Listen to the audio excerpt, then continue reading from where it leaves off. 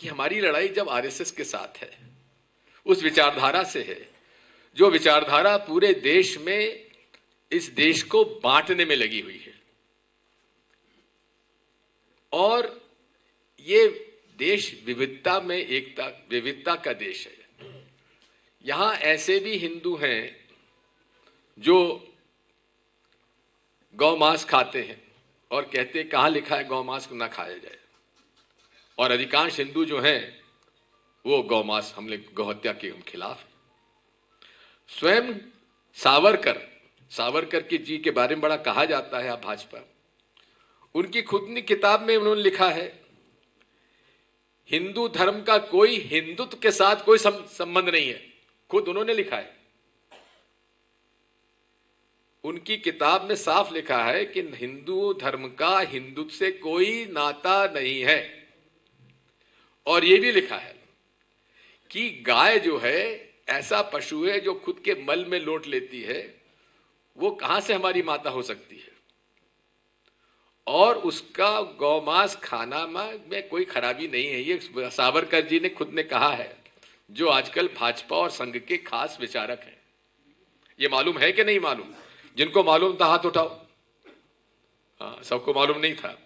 अब मेरी बात सुनने के बाद कितनों को मालूम हुआ? हिंदी में अनुवादित एक्सट्रैक्ट सावरकर का, जहां उन्होंने हिंदू और हिंदुत्व में फर्क किया है, जहां कहा है कि हिंदुत्व का हिंदू से धर्म से कोई लेना देना नहीं है, वो इन सब के पास होना चाहिए।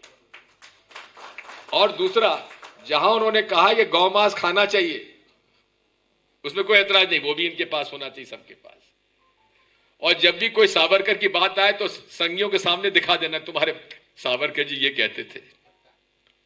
बात यही है, इनसे डरो मत, इनसे जो डरा सो मरा। आर पार की लड़ाई है। 2024 के लिए हमारी ये योजना है, जैसा कि इन्होंने बताया कि साहब आरएसएस वाले केवल कानाफूसी करते हैं, ना तो आंदोलन करते, ना प्रदर्शन करते, ना रैली करते, ना विपक्ष में रहते हुए ना कभी डंडा खाते, ना जेल जाते, उल्टा हम लोगों को समझाने आ जाते हैं।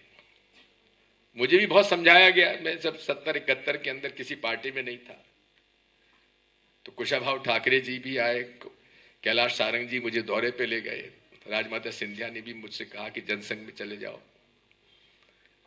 हमने उनकी किताबें पढ़ी, नेहरू जी को पढ़ा, गांधी जी को पढ़ा, रामधारी सिंह दिनकर जी को पढ़ा। बात को समझ में आई नहीं, क्योंकि भाई बचपन से हमने तो, मैं उस परिवार से हूं कि मेरे पिताजी सन 40 में उन्होंने खादी पहनना शुरू कर दिया था गांधी जी के साथ, कि कांग्रेस विचारधारा में रहते थे, मेंबर थे कांग्रेस के। और सन 40 में ही 41 में हमारे घर के मंदिरों पर दलितों का प्रवेश उन्होंने करा दिया था उस समय।